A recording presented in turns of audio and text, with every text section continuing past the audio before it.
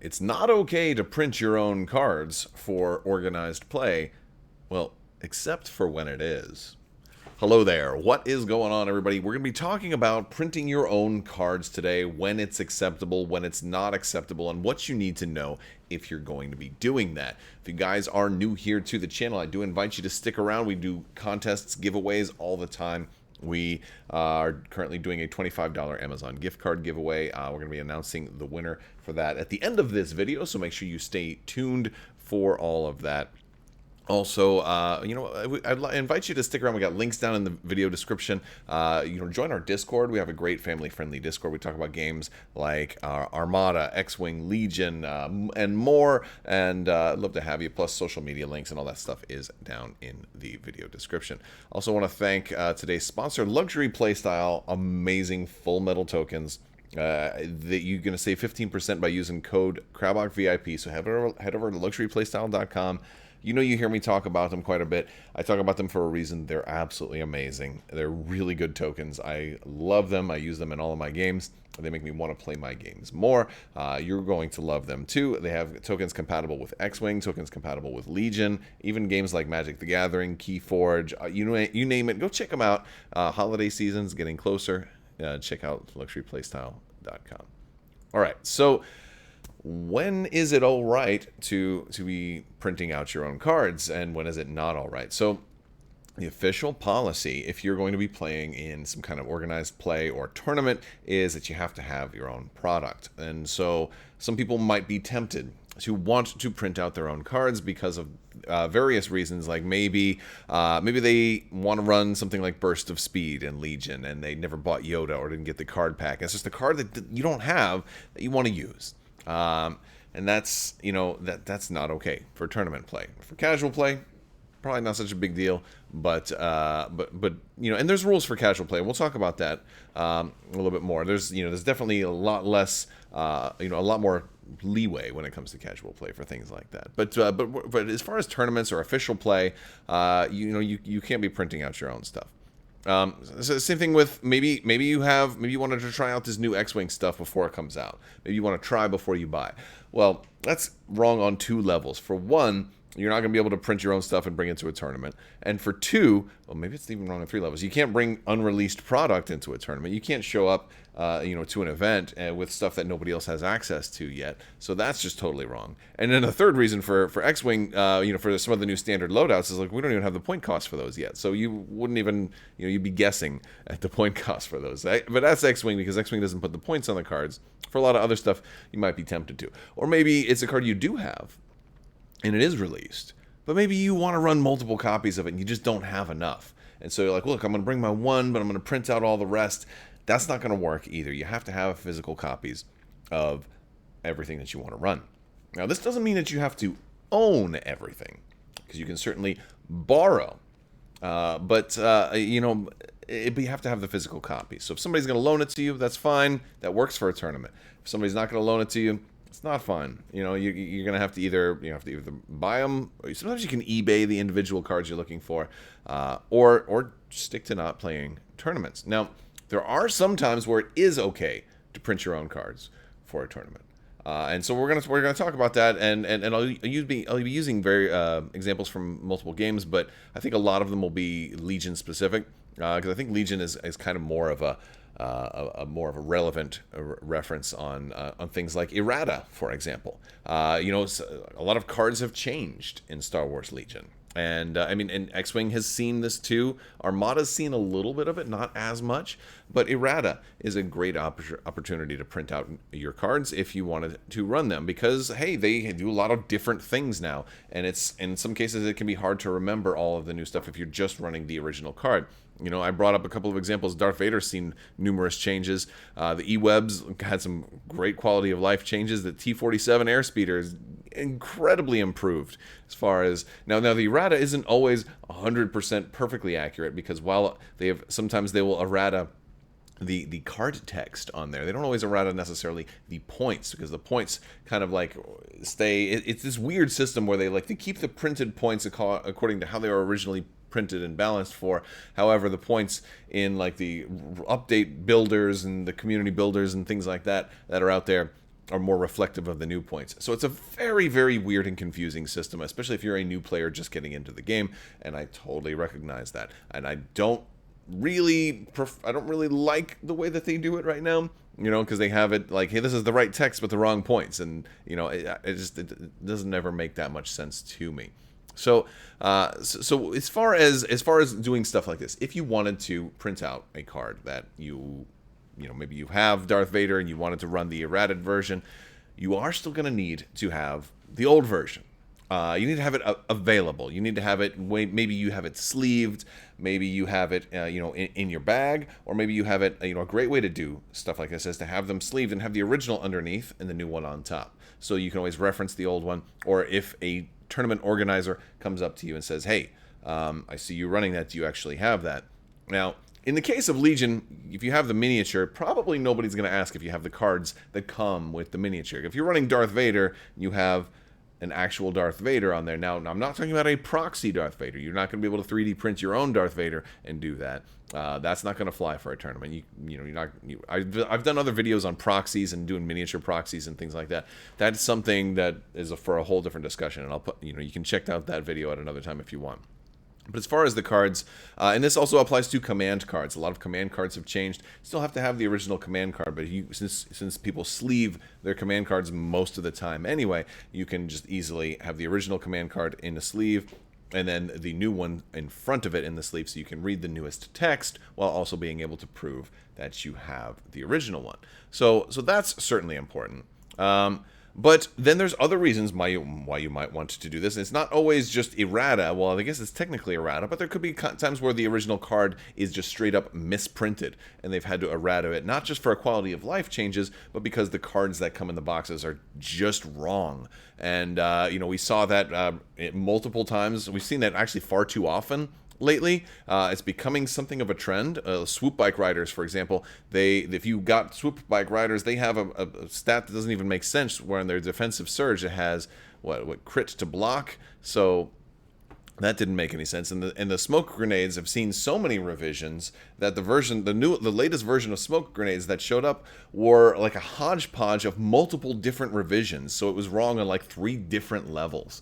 And so it didn't make any sense what was actually printed and came in the box. And again, if you're a new player, this is heavily confusing. Now, there are errata documents on atomicmassgames.com, and so you can go there and check those out. Usually the list builders that exist, whether you're using the 5th Troopers list builder, or using Tabletop Admiral, or Legion HQ is the 5th Troopers one, and I apologize if I'm forgetting any of the other ones out there, but most of the Legion list builders that I've seen, and as well as the X-Wing list builders and Ryan Kingston's for Armada, they usually keep the most up-to-date versions of the cards. So if there are misprints, if there are erratas and stuff like that, usually the list builders will have the current stuff as well. But if you're in question, because the list builders aren't always 100% right, it's always a good idea to check the AMG's website, especially once they eventually get a brand new website out, because it can be kind of hard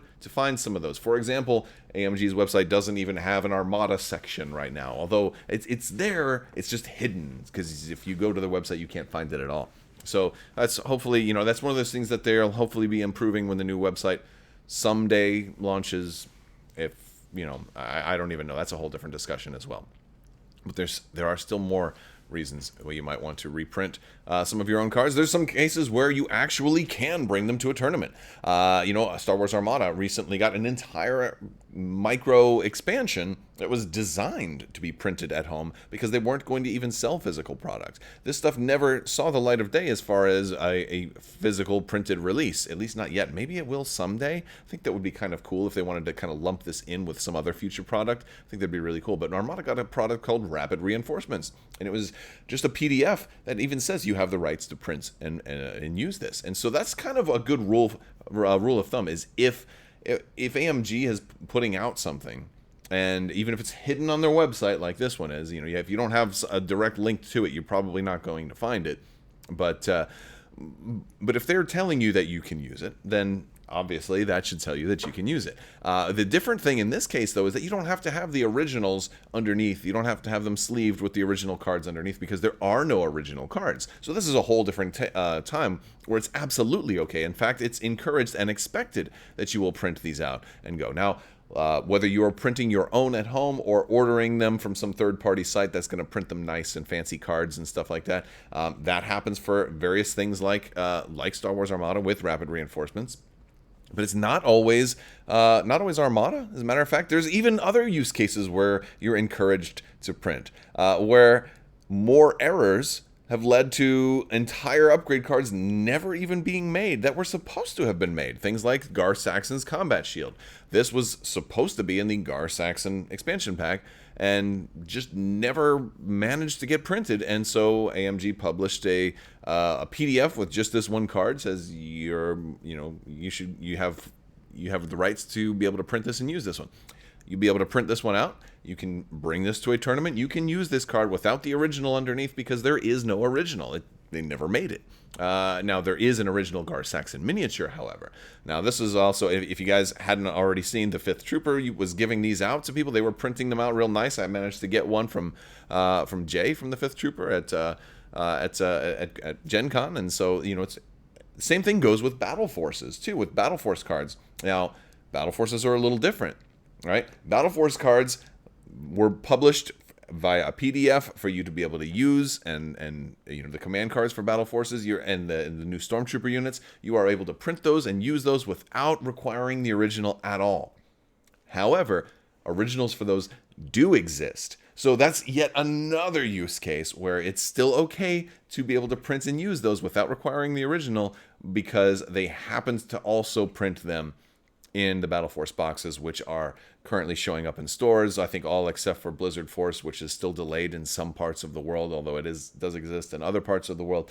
So, so with all of that being said, this is just for tournament play. I want to talk about casual play a little bit, because I, for one, love to print out stuff in casual play. I sometimes print out an entire list because I don't feel like getting out the upgrade cards. I'll be honest with you, I'm lazy. I want to be able to just print out all my cards. I don't want to have to pull out every single upgrade card, and then when the game is over, have to sort them all, because I have this very meticulous sorting method, and then it takes me so long to put all my cards away. I don't like having to do it. So when I am, when I'm playing, and if it's not a tournament, if I'm playing casually, I'm all about printing stuff out. I like doing this also. Like, for example, I tend to use Tabletop Admiral. And they have an image view option once you've got everything built. And so I can just drag those over. I can throw them into like a PowerPoint presentation, print out the presentation, cut the strips down so it's all nice and neat and it lays down. It's great. And I really like it. And one of the best things about that is that I've got the errated and updated versions of all the cards. Now, for doing stuff like this, first off, it's important to know that in all of these cases, I only run stuff that I actually have. So I don't usually, print cards that I don't own. So I'm only, so I do have all the real stuff I'm able to show. But if I wanted to, maybe print stuff that I don't have, whether it's not out yet, like I was going to proxy, maybe I wanted to test Din Djarin before he came out, something like that. You always have to get your opponent. Get their consent. Make sure that they're okay with what kind of game you're playing, and say, hey, look, are you okay with doing a game where I'm going to be testing some stuff that's not out yet? And if that's maybe they don't want to play that. Maybe they want to do an actual tournament practice kind of game. Maybe they want to test their list to see how it would go against other lists that are out there in the wild right now. They might not want to play test something that doesn't exist yet. So always make sure that they're okay with it. Also, make sure that your opponent is okay with you using printed cards. Maybe you're meeting somebody at a store that you don't know that well. Check with them beforehand. See if they're okay with you printing stuff, because some people may want you to. Some people may not like that. When I started playing X-Wing, I didn't like when people would print their own cards and proxy things, because I was very much of the mindset that I wanted people to support the game in which they were playing. And so I didn't, I had seen some examples of people who proxied 100% of the game, and they never sent a single penny towards Fantasy Flight games. And so that was kind of an extreme example, but it made me not want to play against those people. Now, granted, I think it might have been a little bit of an elitist mentality, so I'm not taking a stand on that one way or the other. I'm just saying that it's up to you to get your opponent on board before the game. Don't wait until they show up to the store and be like, oh, by the way, I brought all this. If that's not okay, then I guess I wasted your time coming out here. Talk about these things beforehand. Say, hey, look, I'm probably going to print out. I don't have burst of speed, or I don't have the spinal armaments, or I want to test out some of the new standard loadouts, and I'm guessing that they're going to be this points. Are you okay with flying against that? Definitely get them on board. And if they say no, then have a backup plan. Or if they want to know that you have all the cards, maybe bring the cards with you so you can show them if it's requested or something like that. And that might even work for some smaller tournaments too. In the case of maybe not an official, not a Worlds qualifier tournament or something like that. Maybe it's just a small local tournament and you wanted to print some stuff out. You'll have to get the TOs authorization. So the tournament organizer, whoever's running the thing, you'd have to run it by them first. Ask, hey, am I able to do this? Generally ask before the tournament starts, because you put it's kind of unfair to a TO for people to show up and you're like, oh, I just did all this stuff, and then they have to kick you out because you didn't ask ahead of time. Maybe not unfair isn't the best word, but you kind of put somebody in a lousy spot. So it's much better if you get some approval for that sort of thing in advance, or at least have a backup plan. Give them, in case they say no. So you can be like, look, can I run this? If I can't, I can run this. I have a whole backup list in case this isn't cool. Because they have to make a decision that's fair for everybody, and and it can be a feels bad. So to get that authorization ahead of time, and have fun. Now, I don't necessarily mind it personally. If you wanted to print out your list or whatever, if you wanted to play test something that doesn't exist, I do like to generally know that ahead of time, because I might also want to play test something that doesn't exist, and then we're on more equal footing. Like if you wanted to run, Rebel Boba Fett and see how he works, and I might try and run Imperial IG-88 and see how he works, and then we can have a little playtest match together, as we can make the most of it. So coordinate those things ahead of time. It can be really fun. I also understand some people might print some stuff that they don't have if there's lack of product availability. We've certainly seen that before, and that's probably a good reason to do it. And I don't really worry too much about people not supporting the game when things like Vassal and TTS exist also, where people can play these games virtually on the internet without spending any of the money for the product. Granted, a lot of those people also own the physical product too, but it's not such a big deal for me anymore. So I'm usually fine with people proxying stuff, as long as it's clear. As long as it's, as long as you haven't made adjustments or something like that. Like, oh, well, my guy now has surged to critical. And I'm like, wait a second, did you make that card at home? I generally don't want to play against homebrew stuff. But if you're just printing out cards, so either maybe you didn't have the card, or you just didn't feel like digging out all the upgrade cards, or you want the latest and greatest and the accurate text on the cards, I think those are all good reasons. All right, guys, that's going to do it for this video. Let me know what you think. Don't forget to join in the down in the description below. We got our Discord. I want to talk about our giveaway winners. Today, it is going to be B.E. Dawson. Thank you so much for subscribing and engaging with the community. Go ahead and shoot me an email, mailcrabbok@gmail.com. And I'll get you squared away with that gift card.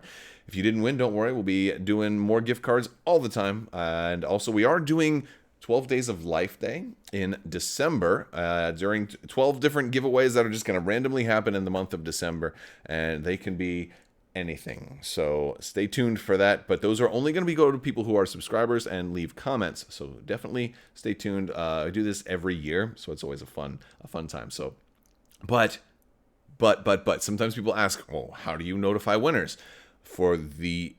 Sometimes I do notification giveaways in Discord. I tag you in Discord if you win one of the Discord giveaways. But if it's one of these giveaways, the giveaways on the YouTube channel, I announce winners at the end of videos, and you have to watch all the way to the end. I'll admit, it is a two-way street. Like, you get you get a chance to enter to win a giveaway, but also it's kind of a way for me to reward people who watch all the way to the end of the video. All right, guys, that is going to do it. I will talk to you later. I want to thank you all so much for watching. May the Force be with you. Big thanks to my patrons. You guys are absolutely amazing, and I will talk to you later. I hope you have a fantastic day. May the Force be with you. Live long and prosper. Be excellent to each other. So say we all. Please stop screaming. Wait, that's not what I'm supposed to say.